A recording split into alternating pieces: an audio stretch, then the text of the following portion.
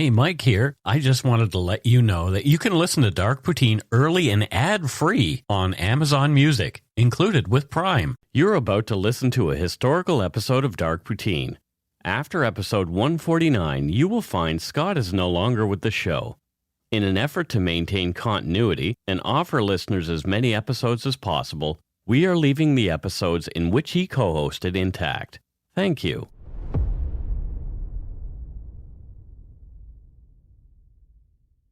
Welcome to Dark Poutine, a podcast about Canada's creepier side. My name is Mike Brown, creator and host.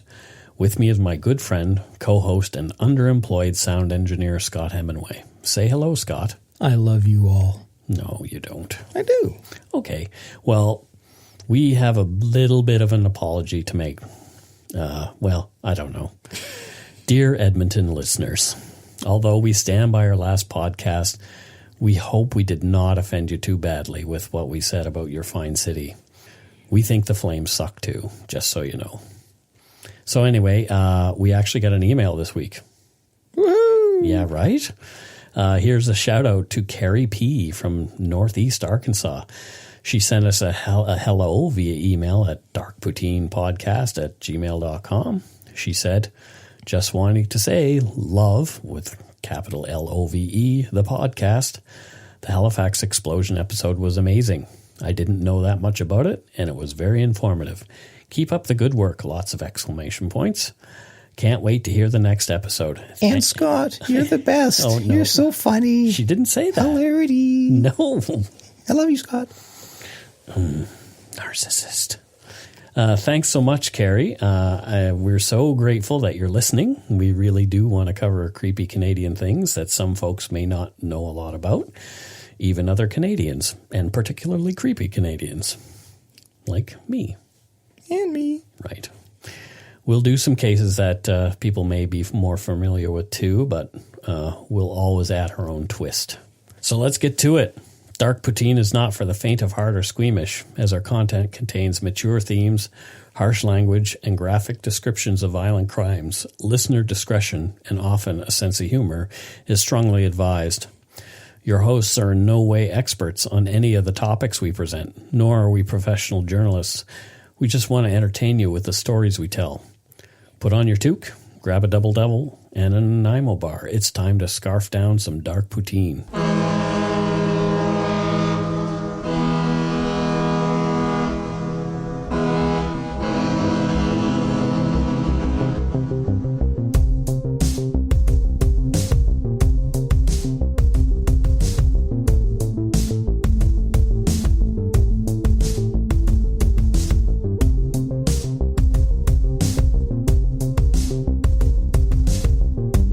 This case is going to be kind of tough for me. It takes place in my hometown, Bridgewater, Nova Scotia, and the topic of the episode is the Karissa Boudreau. Anybody who remembers it will remember it well. Anybody who doesn't will remember it after this episode, I'm sure. Yeah. This literally hits very close to home for me, as most of the event took place in the neighborhood, the actual neighborhood I grew up in. So it's a little tough. Bridgewater is a town of just over 8,500 people. It's a 60-minute drive down the 103 highway from Nova Scotia's capital city, Halifax. We talked about Halifax in the Halifax explosion episode. If you're into a more scenic drive along the Atlantic Ocean, take the old number 3 highway, also known as the Lighthouse route. Along the way, you'll pass the iconic Peggy's Cove Lighthouse. You'll pass through the beautiful and idyllic little towns like Chester and Mahone Bay and Lunenburg, a UNESCO site. Look it up. The South Shore of Nova Scotia has a slow and easy pace. It's a wonderful area to relax and catch some sun and surf in the summertime at the many local beaches. I grew up there. It's a fantastic place to grow up, too. I've heard nothing but beautiful things about it. It is great. Among its quaint charm, the South Shore does have some dark and interesting history. I won't get into it all here, but we'll highlight some of it. As you pass Peggy's Cove, for example, there's a stone memorial and small park dedicated to the memory of the 229 souls who perished on September 2nd, 1998. when Swiss Air Flight 111 plunged into the Atlantic Ocean on its way between New York and Geneva, Switzerland, after a fire on board. Yeah, Carol and I were on our honeymoon in PEI at the time, as I planned to do a podcast on that one day. Yeah, that'd be a fascinating topic. I remember that event quite well as well. Yeah, I have some personal stories to share from that, but you will have to listen to our podcast on the Swiss Air Flight 111. You're making me wait. Yep, it's going to happen. Just outside Mahone Bay is Oak Island, something else we'll do an episode on. The same mysterious Oak Island that has drawn treasure hunters since the 1700s and is currently the star of a show called The Curse of Oak Island on the History Network. Have you ever watched it? Yeah, I'm a glutton for anything reality TV based, especially if it's got something supernatural, superstitious. Yeah, anything that's mysteries and mysteries. stuff. Yeah. So no, I will admit I watch it often. So it's now in season 5. I went on the tour last summer. I remember you telling me that. And I recorded it, actually. I recorded Charles Barkhouse on the tour, but I haven't edited it, and that I will save for our podcast. Isn't that nice of me? Woo-hoo. Anyway, it's in the 5th season, and the Lagina brothers, who are American investors, are currently the ones trying to crack the mystery of Oak Island and uncover her possible treasures with the help of a few longtime treasure hunters and Oak Island experts. It's a pretty interesting show. The first 5 seasons, Carol hated it and said that nothing was happening, and it kind of wasn't. I can understand that sentiment. Yeah, but now stuff has happened in the 5th season. You got to watch. Anyway, I don't want to spoil it for anybody. Aliens. They found aliens in there. Damn you. Underground aliens. I told you I didn't want to spoil it. Yeah, I couldn't keep it in. Okay. Yeah.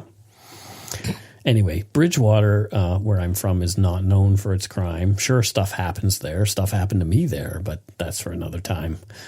Bridgewater is the type of place where you get your bike stolen. It gets found by the town police, and the thief gets his day in court, and then it's reported in the local newspaper's court report.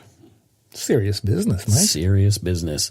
So murder is massive news there.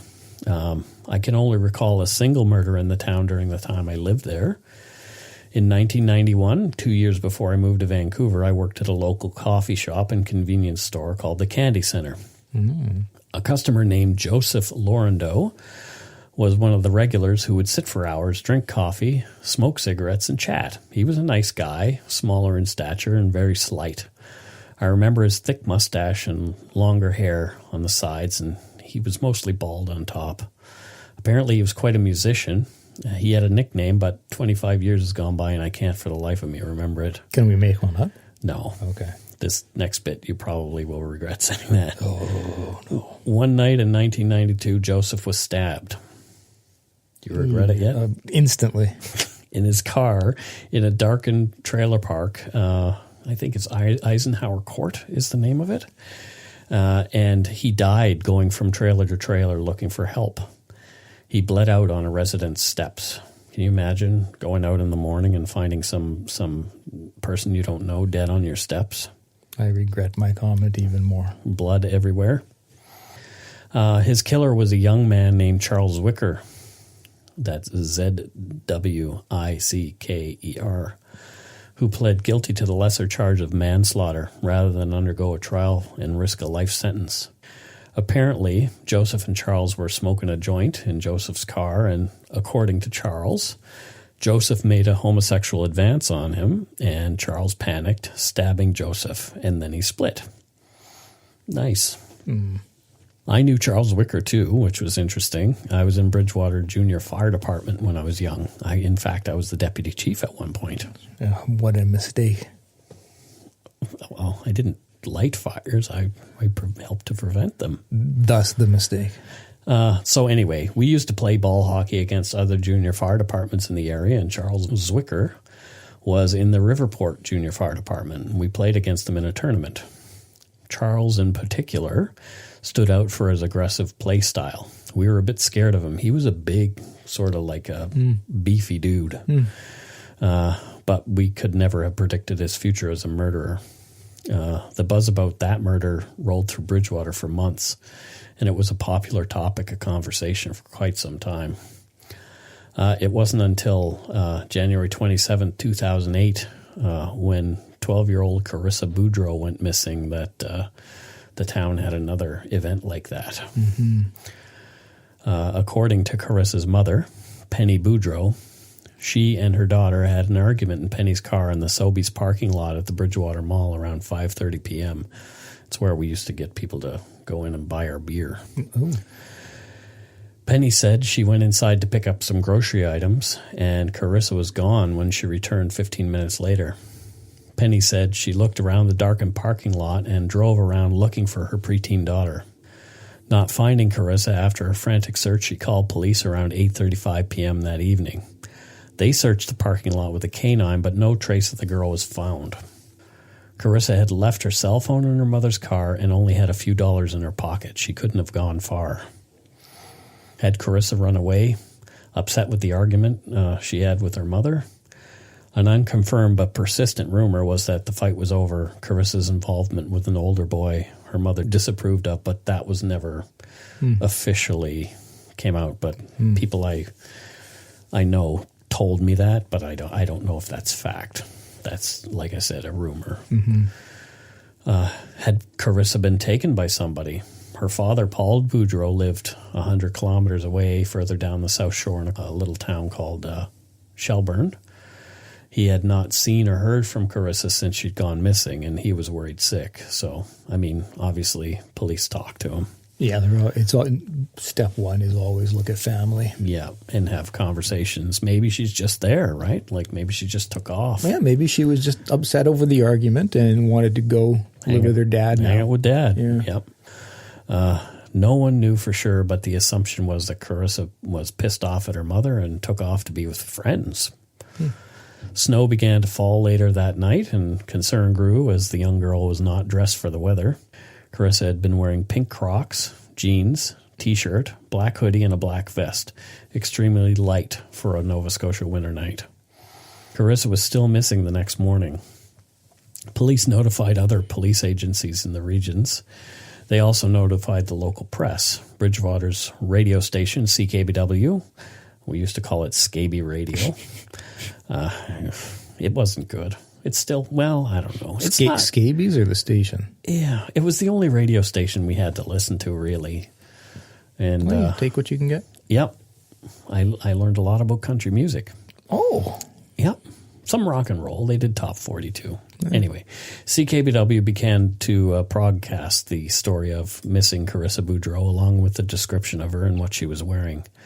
And although I live on the other coast now here in Vancouver, I found out about the story of Karissa Boudreau missing from my hometown very quickly. Our many friends on Facebook were posting and reposting about the story. Most of the folks I know back there were parents by the time, and they were horrified at the thought that a child had gone missing in that small town. They wanted to help find Karissa, of course. I personally became obsessed with the story because it was all happening very close to where I was from. That personal connection will really have things stand out for you. It absolutely did, as we'll find out here. Karissa lived in an apartment building on Jubilee Road, about 300 meters from my mom and dad's place. I knew the apartment complex well. I had frequented it in my darker days. It was at times called Little Harlem, but not because of anything racist or anything like that. The apartment buildings were filled with lower-income families struggling to get by, many of who were receiving monthly welfare checks. So it was more classist than racist. Not any better. But. Yeah. Anyway, so Karissa was missing. On January 29th, 2 days after she was last seen in the mall parking lot, her mother, Penny Boudreau, with her boyfriend, Vernon McCumber, at her side, comforting her, took part in a press conference hosted by the Bridgewater Police Department. In this audio clip, Penny Boudreau explains why she and Karissa were out that evening, and then she makes an impassioned plea for Karissa to come home or contact her family. I took her for a drive that day just to try to have a heart-to-heart with her in a place, like in a car. She can't get away and slam her door, which she usually does to me. Her grandparents are looking for you. All of us are. I don't know where you are, but just come home or call or something, please. All your friends are looking for you, and we're all worried. We just want you home safe. Thank you for coming today. Penny said she and Karissa had argued over typical teenage things, nothing out of the ordinary. At the same time, in Hebbville, about a kilometer or so from the apartment that Karissa lived in with Penny and Vernon, volunteers in the Lunenburg County Ground and Search and Rescue were hard at work scouring the area off William Hebb Road after someone called in with an ominous tip. I remember William Hebb Road as an isolated dark dirt road off Bridgewater's Pine Street. There were no street lights.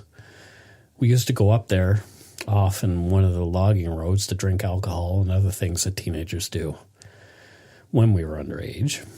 The police rarely came up there and never caught us. The road was so under-traveled that the son of a family who we were close with had committed suicide in his car there, but was not found for some time. Eesh. The tipster, a local resident driving along, noticed something pink near the road. Remembering that Karissa had been wearing pink Crocs, he pulled over and discovered that it was in fact a size 8 pink Croc that he'd seen. Police began to suspect foul play, but held back this evidence from the public. On January 30th, posters with Karissa's face and details regarding her disappearance were put up all over town. The rumors and speculation were already swirling. Maybe Karissa had not run away at all. Was she even still alive? On January 31st, the weather improved. 2 police officers took to the air in a Department of Natural Resources helicopter, combing the area near the Bridgewater Mall situated on the banks of the Lehave River. As well, they looked at the woods around the town and up and down the 103 highway. There was still no trace of Karissa Boudreau. On February 1st, police held another press conference with Penny Boudreau, making more pleas for her daughter or anyone who might know where she is to reach out. Penny said, "I'm trying not to think the worst. It's plain and simple hell. Not knowing where your kids are is horrible." Sergeant John Collier of the Bridgewater Police said, "We've had some sightings. We have not been able to conclusively say that it was her. Investigators are also probing the possibility of foul play, including interviewing family members and trying to determine when Karissa was last seen by someone outside the immediate family. This has been a criminal investigation almost from day one. That would be standard operating procedure for any police agency where the circumstances are a mystery. We do not have any evidence to point to anything that is criminal at this point, and believe me, we've explored that, but we'll continue to explore down that road. The family has been very cooperative with us in anything we've asked, and we have no reason to believe at this point that there's any reason to disbelieve what Mom has told us," he said. 2 weeks prior to Karissa's disappearance, there had also been an attempted child abduction in Liverpool, just a 20-minute drive away. Perhaps the two could be connected. At the same press conference, police said that there were no surveillance videos of the parking lot to show what had happened to Karissa, although there was video of Penny inside the Sobeys store. The Bridgewater Police, RCMP, and volunteer searchers continued to look for the missing girl. People began to fear the worst. Investigators had also spoken with Karissa's friends and other family at home in Bridgewater and in Shelburne, where her father lived. Her MSN account and Facebook were being monitored, but there was no activity. On February 6th, RCMP divers took to the Lehave River near the Bridgewater Mall, searching thoroughly. They came to the conclusion that Karissa Boudreau was not in the river. Over the week, around 13,000 people had joined Facebook groups dedicated to the search of Karissa, myself included, and details of her disappearance were shared thousands of times. I feel very emotional about this one. Yeah, I can imagine, Mike. Yeah, it just, like I say, it's so close to home. Yeah. Yeah, and just, anyway, we'll carry on. On February 9th, another mother and her young son were driving along Route 331, what locals call the River Road, in Conquerall Bank.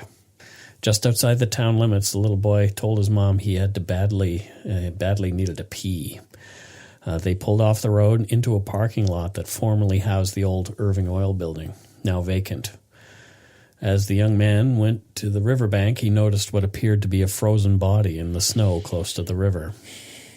Terrified, the child ran back to his mother's car and told her what he'd seen. The woman came out and had a look and feared the same thing. As Karissa's disappearance was pretty much the only news story anybody was paying attention to that week, I'm pretty sure that thoughts immediately went to Karissa Boudreau. The woman and her son flagged down another motorist, and police were called right away. At 11:35 a.m., Bridgewater Police Department received a 911 call from a citizen reporting that her 9-year-old son had found a body. The Bridgewater police were first on scene and immediately secured the area. The RCMP Major Crimes Unit and a detective from Bridgewater Police Department observed the body and determined that it was the body of a young Caucasian female, semi-nude. The body appeared to be that of Karissa Boudreau based upon facial and physical observations. The next day, police confirmed through the press that it was indeed the body of a white female they had found near the La Have, but a positive identification had not yet been made. Facebook posts galore speculated it had been the body of Karissa Boudreau, but many decided to wait and find out positively whether or not it was. The location of the body is very familiar to me and it hit me really, really hard. It was under a kilometer from my family home. Wow. There used to be a wharf and building on the site at which oil tankers would dock in the shadow of the now dismantled Irving oil tanks that stood across the road. As kids, we used to play there in the area. There were a few abandoned cars from the 30s and 40s rusting away and riddled with bullet holes from bored hunters nearby. We used to play cops and robbers there, imagining these cars were owned by the likes of Al Capone or someone like some other famous gangster. I'm pretty sure they weren't Capones, as Chicago was half a country away. That would have been a long way to go to hide a few cars. My friends used to climb the oil tanks at night and get chased off by the police, or as we referred to them, the town clowns. I never climbed the tanks myself. I'm still scared shitless of heights. After the discovery of the body, residents were terrified that there was a very bad person in their midst and kept their kids on a close tether. The corpse found by the river was so frozen that an autopsy could not be performed until February 13th, 4 days after the discovery. Jeez. Dr. Paul Miller, a dental surgeon, reviewed Karissa Boudreau's dental charts and casts of her upper and lower teeth. He compared those to the body, and everyone's fears were confirmed. This was Karissa Boudreau. Dr. Matt Bowes, Nova Scotia medical examiner, completed the post-mortem. The cause of death was determined to be asphyxiation. Evidence indicated Karissa had been strangled by way of ligature. There were no other injuries on her body. This was no accident. 12-year-old Karissa Boudreau, a girl described by her family as a homebody and a bit of a loner, had been murdered. She was a typical preteen who liked dancing and singing to her favorite songs and playing video games. Now she was gone, and in the worst way possible. On February 14th, Valentine's Day, Bridgewater police held another press conference and confirmed to the residents of the small town and the rest of the nation that the body they had found was Karissa Boudreau, and that this missing person case was now a homicide investigation. The very same day, 2 Bridgewater residents were arrested and held for 24 hours, questioned regarding Karissa's murder. They were later released, but the rumors and accusations flew on social media. As in most towns, gossip abounds in Bridgewater. Everyone had a theory. Yeah, I bet. People wanted to know who did this awful thing, and they wanted to know right now. The police chief, Brent Crowhurst, and Mayor Carol Publicover, who coincidentally had been the vice principal of my elementary school, begged for people to remain calm and told them that investigators believe Karissa's murder to be an isolated incident. At least 20 investigators comprised of local police and RCMP were working tirelessly to solve the case. On February 19th, Karissa's funeral was held. Hundreds of people packed a church in Shelburne County where Karissa's father and grandparents reside. She was laid to rest in a cemetery in the community of Clark's Harbor. A large memorial service was held for Karissa in Bridgewater on February 23, 2008. She was being called Bridgewater's daughter. A makeshift memorial of teddy bears and flowers was set up at the site where Karissa was found. The mourners had to leave something there for her.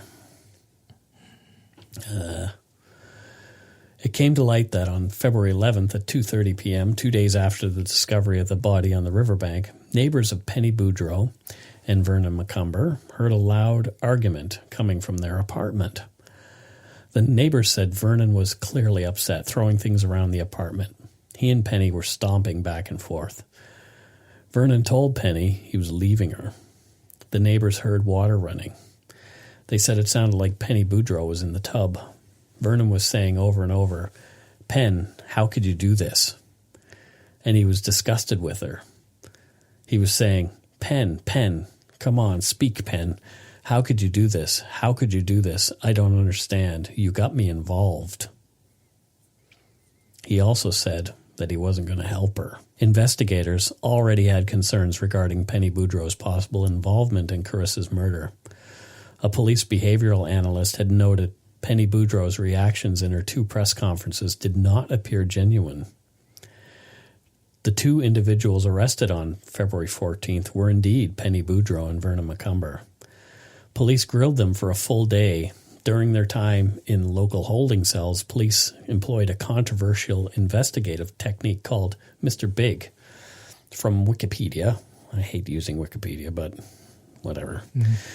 Mr. Big, sometimes known as the Canadian technique, is a covert investigation procedure used by undercover police to elicit confessions from suspects in cold cases, usually murder. Police officers create a fictitious criminal organization, then seduce the suspect into joining it. They build a relationship with the suspect, gain his confidence, and then enlist his help in a succession of criminal acts. For example, credit card scams, selling guns. Once the suspect has become enmeshed in the criminal gang, he is persuaded to divulge information about the specific crime under investigation.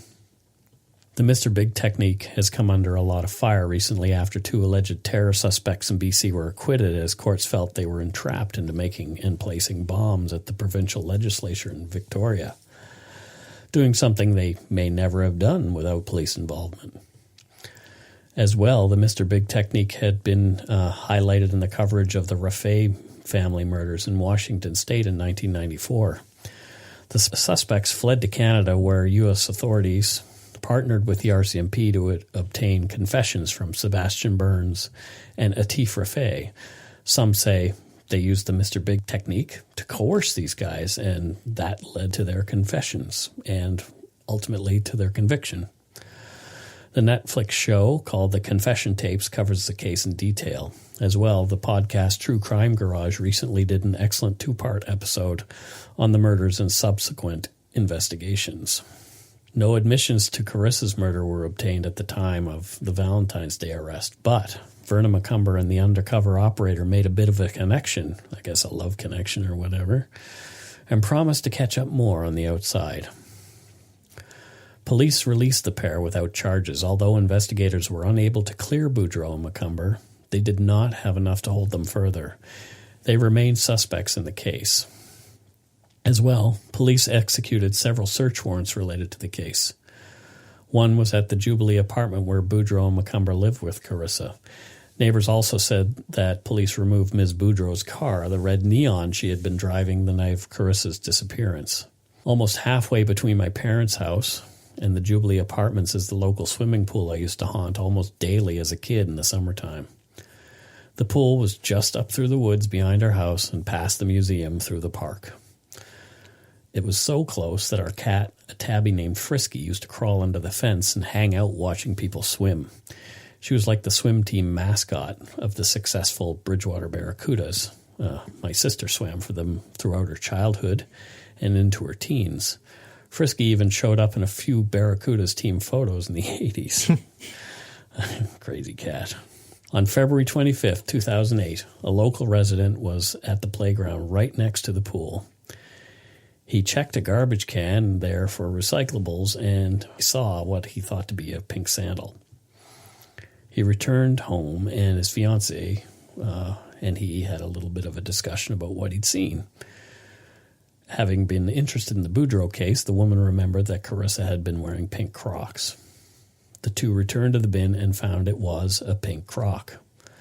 They called police, who arrived, took photos, and retrieved a left size 8 pink Croc, a black hoodie, and a black vest.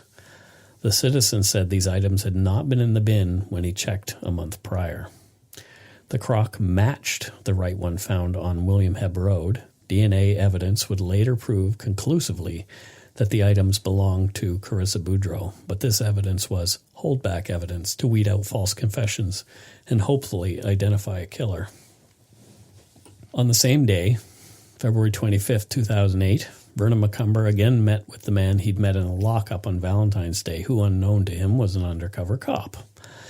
The operative was wired for sound, and a conversation between he and McCumber was recorded, in which he offered Vernon some easy work for his crime syndicate. In Canada, it's not illegal for you to record conversations you're having with others, even if the other person hasn't consented. These recordings can be used as evidence in legal proceedings, but you cannot record a conversation you're not participating in without legal authorization. So they could record Vern to their heart's content as long as one of them was the one who was doing the recording. Yeah, interesting. Yep. Over the ensuing weeks, the RCMP undercover operator met with McCumber numerous times, involving Vernon in various small crimes, thus gathering his trust, the typical Mr. Big technique. Mm-hmm. On April 1st, 2008, Penny and Vernon left the Jubilee Apartments and moved to Halifax. Vernon had left his job in Bridgewater due to the public investigation and his inability to bear the rumors about his involvement in Karissa's murder, which were flying throughout the small town. At a meeting with the undercover operator on April 16th, 2008, Vernon finally started talking a bit about Karissa Boudreau. He told the operator he had nothing to do with Karissa's disappearance or her murder. He claimed he'd been asleep when Penny and Karissa left.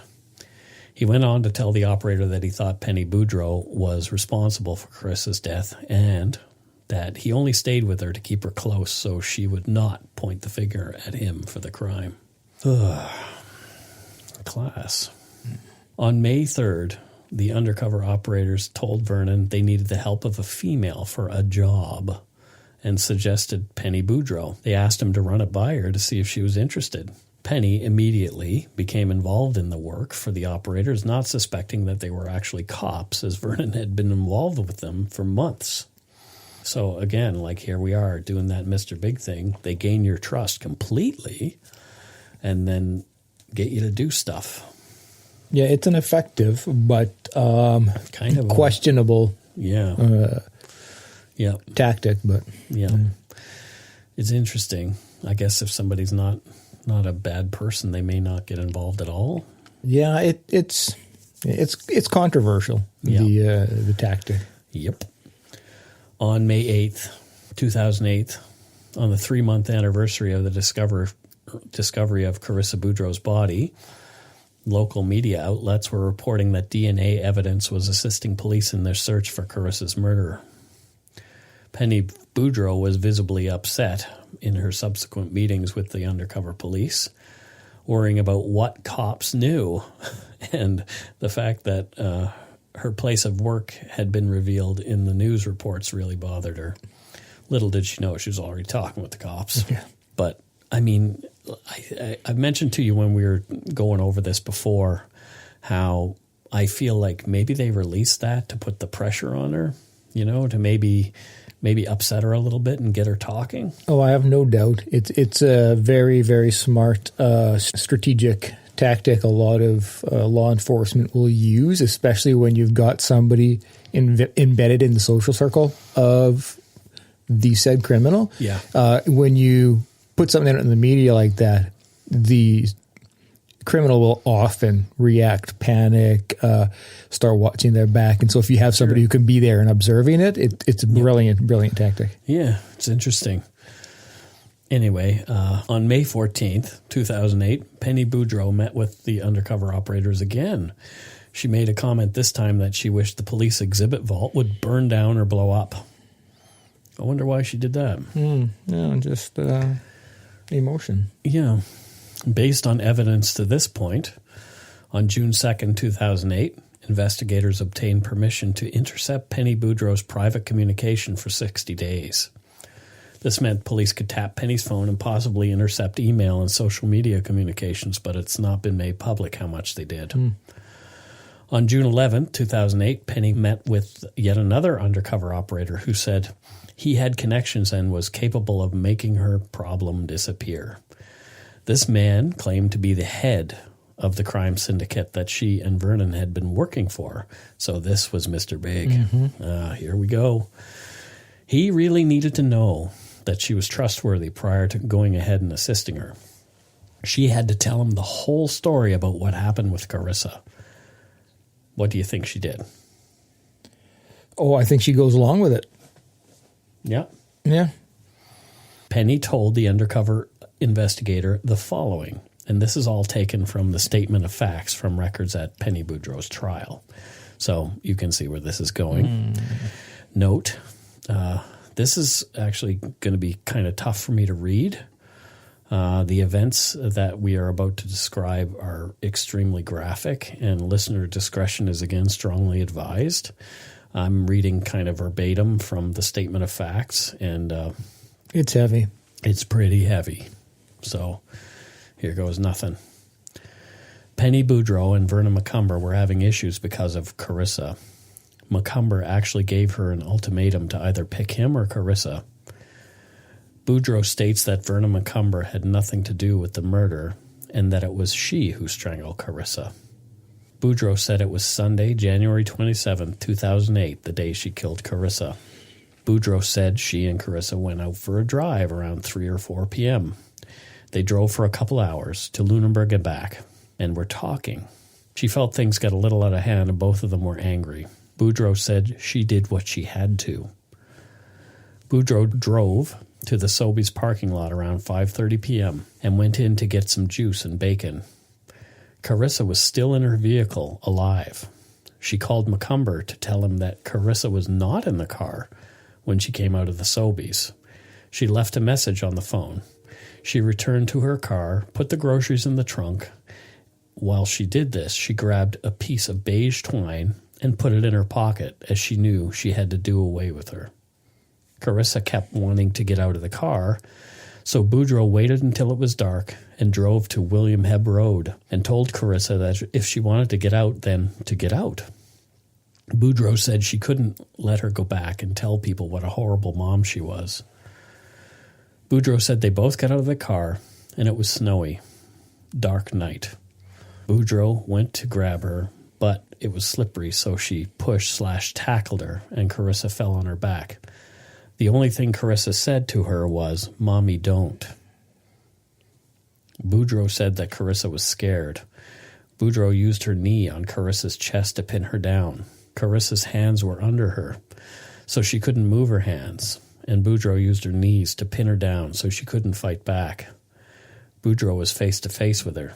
Boudreau wrapped the rope around her hands and put the rope around Carissa's neck and pulled in a crisscross motion with all her strength until she could no longer feel her breathing. Throughout all of this, Boudreau said she could feel Karissa trying to move her hands and that they were digging into the ground. Carissa's eyes were bulging. Her tongue was stuck between her teeth and foam/drool was coming from her mouth, and she could hear her heaving for air. Boudreau said that when there was no more breathing, she dragged Carissa's body and put her in the passenger seat of the vehicle in mostly a heap on the floor, then drove to Bridgewater to decide what to do next. Boudreau placed the twine in an empty Tim Hortons cup, which she then threw into the garbage can at Tim Hortons on High Street. Boudreau drove on King Street past Pendleton's store to the turn-off spot. She parked the car, turned it and the lights off, and dragged Carissa's body out of the car using her blue jeans as leverage. Carissa's pants, pink underwear, and striped socks came off as she was dragging Karissa to the bank's edge. Boudreau felt this would make people think Karissa had been sexually assaulted. Boudreau stated that Carissa's hoodie and vest came off and she was just left wearing her T-shirt with one pant leg and her jeans. Boudreau then rolled her over the edge of the bank, knowing that the weather was calling for lots of snow and that she wouldn't be found for a while. Karissa landed amongst trees and didn't hit the river. Boudreau got back in her car, took the hoodie, vest, croc, and threw them in the garbage can at the Bridgewater swimming pool. She by then realized she only had one croc. Boudreau went home around 7 to 7:30 and told Macomber that Karissa was missing. She called police around 8. She called family, friends, and teachers to check with them. Boudreau said she would do anything for Vernon, and the thought of losing him was harder than the thought of losing her daughter. So I hear you sighing over there. Yeah. I've got 2 young daughters, almost 8 and 10. Yeah. And so anything that has to do, any story that has to do with children has quite the impact on me. Yeah. Well, me too, and I don't even have For sure. The rage that is inside me right now, like I'm over here twitching, my feet are twitching. I just like, I'm full of rage and anger. I can't. It's the innocence of a child. I don't care how much turmoil is in a relationship. No. And her apparent lack of remorse immediately after, thinking about how, this will look good, like she was sexually assaulted and stuff. I'm not detecting any remorse. I despise this lady right now. Yeah. I despise her. Yeah, well, as a lot of others do. Yeah. So Penny physically reenacted the murder of her daughter for the undercover operators and even wrote the whole statement out longhand with pen and paper. I'm wondering if, did she really think that they were going to blow up the police evidentiary locker, or did she actually suspect that these were cops? And maybe she was just so relieved at getting, maybe a part of her knew. I think that, I think you're spot on. I think it's probably a combination of both. I think she definitely felt she needed to get this off her chest, and while in that moment not caring if it would lead to whatever arrest. Yeah. She then agreed to travel back to Bridgewater with these men and led them to William Hebb Road, where the first croc was found. That was where she'd murdered Karissa. Again, reenacting and recounting the murder for her operatives. She took them to the turnout on the old Irving Oil property where she dumped Carissa's body, again reenacting what happened there. She told the undercover operators that she had been considering the murder for a few days prior to actually getting up the courage to act. It was premeditated. Upon returning to Halifax, the undercover operators asked Penny for the clothing she wore on the night of the murder. They told her it was so they could dispose of the evidence, but they were actually collecting it. Penny provided it to them. On the morning of June 14th, 2008, Penny Boudreau was arrested and questioned by the RCMP, but clammed up initially. In the afternoon, they played portions of the recordings they had made over the weeks of their sting operation, focusing on the Penny confessions to the undercover officers on the 11th. Penny cratered and confirmed what she had already admitted was true. She wrote another official statement outlining her actions on the night of January 27, 2008, admitting, I'm having trouble even saying it. She's admitting to murdering her own daughter, Karissa. Yeah, we did say this was heavy. Yeah. Penny also handwrote a letter to her murdered child expressing her feelings about having committed the crime. I don't know did the police initiate that?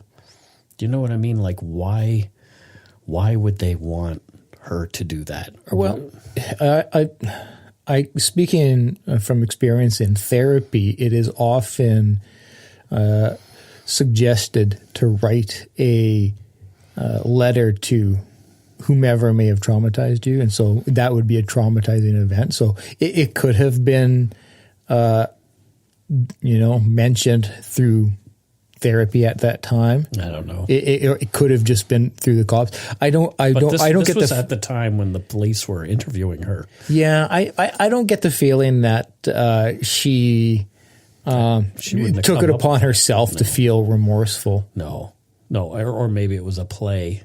Don't put me in jail forever. That could be. Yeah. The police held another press conference that day and let the public know that an arrest had been made. Here's the audio of the RCMP Superintendent Blair McKnight. 34-year-old Penny Patricia Boudreau was arrested on Friday, June 13th in Halifax. She will answer to the charge of first-degree murder on Monday, June 16th at Bridgewater Provincial Court. On January 27, 2009, while the Crown and Penny Boudreau's attorney were planning for her murder trial, just a few days later, a crowd of 200 people gathered in Shipyards Landing just down the road from the site where Carissa's body was found. They held a candlelight vigil to commemorate the first anniversary of Carissa's murder. On January 30th, 2009, Penny Boudreau pled guilty to the lesser charge of second-degree murder. Although she had planned the crime, prosecutors agreed with the defense attorneys that a lengthy trial would put the family and the community through even more grief, and no one wanted that. The presiding judge stated, "The guilty plea is a public expression of responsibility for taking the life of another human being. In doing so, she has saved the considerable state resources, but more importantly, she has prevented further suffering to the community and, most importantly, suffering to Carissa's true family and friends." I say true family because surely, Penny Boudreau, you can never call yourself mother in conjunction with Carissa's name again, and the words "mommy don't" from a trusting and loving Karissa are there to haunt you for the rest of your natural life. It's powerful and really, really accurate, in my opinion. Yep. Penny was sentenced to life in prison, which in Canada means 25 years. As the crime was so heinous, the eligibility for parole was set to no less than 20 years. Too short, in my opinion. Yes, mine as well. Yep. Paul Scoville, one of the Crown attorneys, gave a brief statement to reporters outside the court about some of the facts of the case. Most chilling was the following. She was alive and well when she was at the parking lot at Sobeys, and when Miss Boudreau made the call to Mr. McCumber and reported her missing. She was still in the car, still alive, and it was from there at the Sobeys that she took her to the Williams Head Road and strangled her. Penny's father, Paul Boudreau, also gave a statement that day. I can't call it anything other than a senseless act. I mean, the options were there, and for a parent to just make that decision, I still can't comprehend it. She had many options. There was many people around her that would have gladly, had I known this was going to happen, I would never ever let her go back. But I mean, what parent's going to try to, say, no, you can't go back and see your mother? The case that had horrified my hometown was over, but Carissa's memory lived on. For at least 5 years after Carissa's death, the older sister of a good friend of mine organized an annual pet food drive to be held on the anniversary of Carissa's murder. Karissa had loved animals and wanted to be a veterinarian one day. I'm not sure this pet food drive is still going on. Yeah, this was a tough one for me, having grown up within a kilometer of the whole event, the murder, where the body was found. Wow. Yeah, it must do some mess with your head a bit because you have such positive memories of a lot of these places from growing up, and Sure. now you connect those places to a murder. This horrible crime. Yeah, a murder where a mother killed her child. Which just, as I talked about earlier, these are the things that just set me off. Yeah. Like it's, as a parent, and I'm sure, not even having children yourself, you can still recognize how Well, for sure. And how evil Yeah. it is to kill especially your own child. Well, yeah, and the fact that it happened in my little tiny town of 8,500 people, it really affected some people there. I know quite badly. I remember having Facebook conversations with some of the folks who are parents there, and they were so upset. It was a tough time for everybody. Yeah. Yeah, it's not the first or last time anything kind of weird has happened near my parents' place. I remember one story. The police had to, essentially they chased a guy up to the same road, the William Hebb Road, where Karissa was murdered. So the police were chasing this guy past Mom and Dad's place and up into there's like a quarry up in there, and they had a gun battle with this guy up there. Oh, geez. Yeah, my parents heard, the shooting and all that jeez. Craziness, yeah.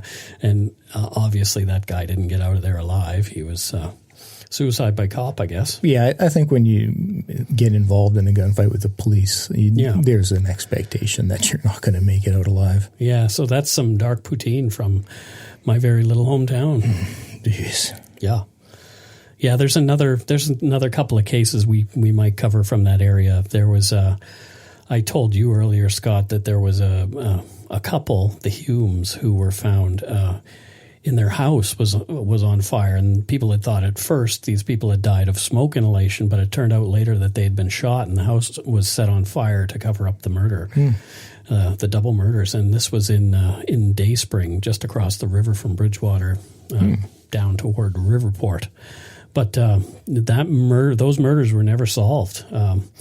The RCMP even put out another call for, witnesses or whatever. They were looking for people to try to help solve it. So, yeah, just recently. Jeez. And that was in 88. So you were like I was 38? No, I was 19. 38, 19. Splitting hairs. Yeah. If you'd like to learn more about this and other episodes of Dark Poutine, check out our website, www.darkpoutine.com. If you have any story ideas, questions, comments, or just want to say hi, you can reach us at darkpoutinepodcast@gmail.com. Please follow us on Facebook, Twitter, and Instagram, and tell your friends about us.